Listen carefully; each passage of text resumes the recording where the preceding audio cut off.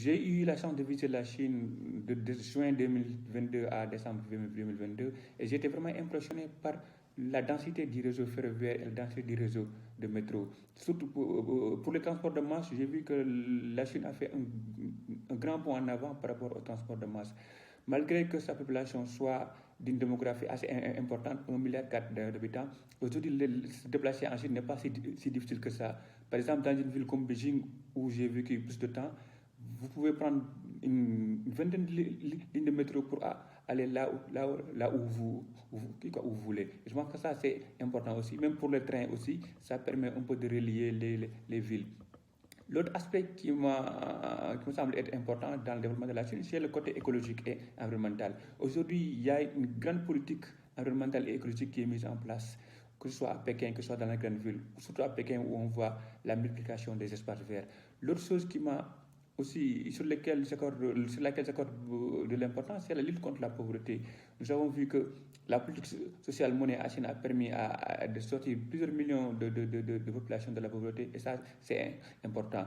L'autre aspect aussi, non des moindres, c'est le développement équilibré que j'ai constaté ici en Chine.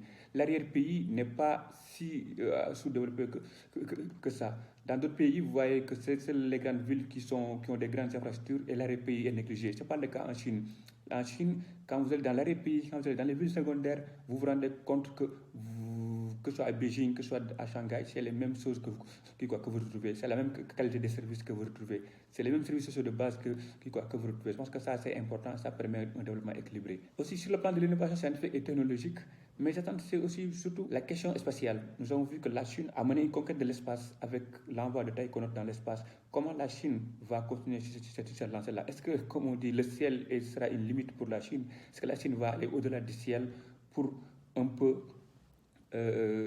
titiller les étoiles et aller dans l'espace pour voir ce qu'il y a là-dedans? L'autre question aussi qui m'intéresse surtout en tant qu'Africain, c'est les relations entre la Chine et l'Afrique. Nous avons vu que depuis les années 2000, la Chine développe une relation très importante avec l'Afrique, tant sur le plan économique que sur le plan politique. Mais aujourd'hui, cette relation est au bout fixe. Cette relation est vantée de toutes parts, que ce soit du côté des Chinois que du côté des Africains.